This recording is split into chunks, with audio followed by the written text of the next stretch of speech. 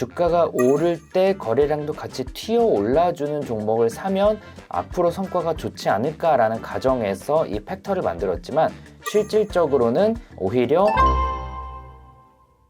안녕하세요. 퀀트 팩터 가이드 VRAC 점수에 대해 알아보겠습니다.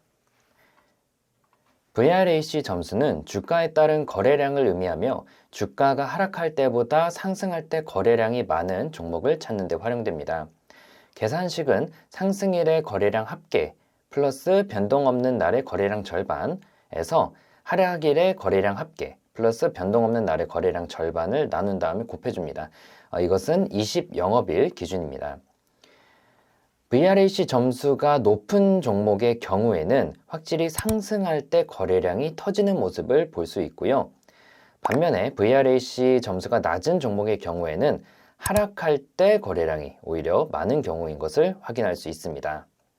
그렇다면 이번에는 젠포트 홈페이지로 가서 직접 전략을 만들어 보겠습니다. 백테스트 포트 만들기, 그 다음에 트레이딩에서 월봉을 가시면요. 여기서 전체 기간을 두고 그 다음 20종목을 거래해 보겠습니다. 조건식에는 VRAC를 넣어 볼 텐데요.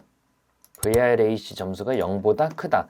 사실상 모든 종목을 포함한다는 의미고요. 중요한 건 매수 종목 우선순위에서 여기서 기존에 있던 종합 점수를 지우고 VRAC 점수를 추가합니다. 그리고 입력을 해주시고요. 내림차순 먼저 놓고 백테스트를 해보겠습니다.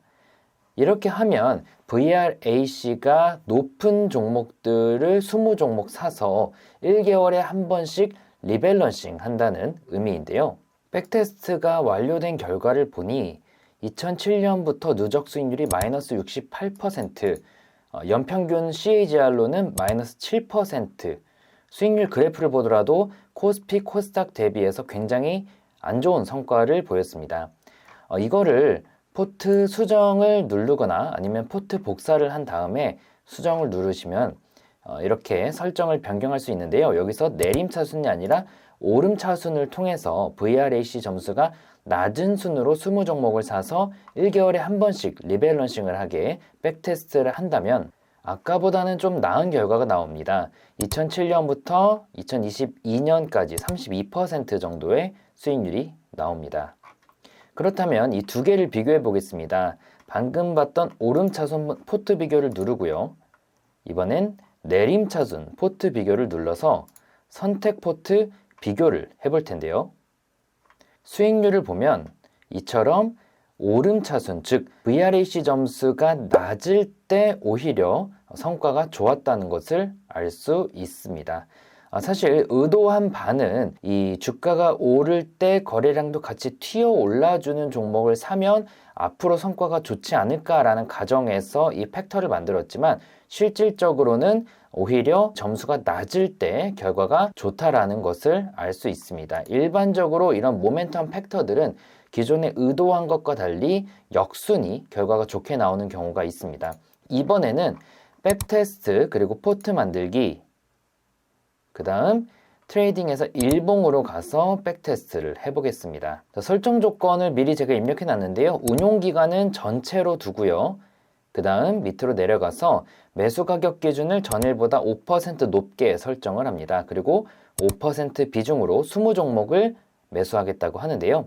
이는 어떤 주식인지는 모르겠으나 어제보다 5% 높은 가격에 매수 주문을 넣겠다라고 해석이 됩니다. 만약 시초가가 플러스 5% 미만에서 시작되면 시초가의 매수가 되겠고요. 그게 아니라 플러스 10% 혹은 상한가에서 시작한다면 주가가 내려와야만 매수가 될 겁니다. 목표가와 손절가는 0%로 목표 손절은 하지 않겠다. 그리고 종목 최대 보유일은 99991로 사실상 만기 매도를 하지 않겠다라는 겁니다. 여기서 만기 매도가 될 경우에 이렇게 전일 종가 마이너스 10%에 매도하겠다라는 건데 사실상 의미 없는 거고요. 중요한 건 조건 부합을 할 경우에 어제보다 10% 낮은 가격에 사실상 거의 시초가에 매도하겠다라고 설정을 합니다. 자, 이번엔 스텝 3로 넘어가서요. 매수 조건은 VRAC 점수를 넣습니다. 여기서 VRAC 점수를 넣고 입력한 다음에 70점보다 크다로 입력을 해주시면 되고요. 여기가 조금 중요합니다. 조건식 설정을 해주셔야 되는데요. A 그리고 뒤에 부분은 직접 입력을 해주셔야 됩니다. and, not, 괄호 열고, before, 괄호 열고, a, 1, 괄호 닫고. 자, 이것은 before a, 1. 어제는 A여야 된다. 근데 앞에 not이 있으니까 어제는 A가 아니어야 된다. 근데 오늘은 A여야 된다. 즉, 어제는 70점보다 아래인데 오늘은 70점보다 높은 종목을 내일 사겠다라는 의미입니다. 매도에는 VRAC 점수가 30보다 낮을 때, 근데 every A,2, 이틀 연속 30보다 낮으면 팔겠다라는 의미입니다. 이 매도 조건을 성립할 경우에 전일종가 마이너스 10%에 매도하겠다라는 것이죠. 자, 이렇게 하고 백테스팅을 하면은 이런 결과가 나옵니다. 사실 좋은 성과는 아니죠. 2007년부터 2022년까지 49%이니까요. 결과를 보면 코스피하고는 비슷하고 코스닥보다는 좋은 성과를 보였습니다. 그럼 이 기간 동안 거래했던 종목들이 어떤 게 있는지 이 수익률 탭에 가면 보실 수가 있는데요. 지난 2012년 8월 달에 에이블 CNC라는 종목을 무려 346% 수익 매도했습니다. 이 종목을 언제 매수했냐면 무려 2009년 12월 30일에 VRAC 점수가 94점이어서 매수했는데요. 재미있는 건 이 이후로 2012년 8월까지 VRAC 점수가 30점 아래로 이틀 연속 이어진 게 없었다는 거죠. 그래서 이게 가장 좋은 케이스로 매도가 됐고요. 나머지는 대부분 100% 미만에서 매도가 되는 모습을 보였습니다. 좀 더 결과를 보면 2022년에는 이 전략이 코스피랑 비슷한 성과를 보였고요. 코로나가 있었던 2020년에도 비슷한 성과, 그리고 금융위기가 있었던 2008년에도 비슷한 성과를 보였습니다.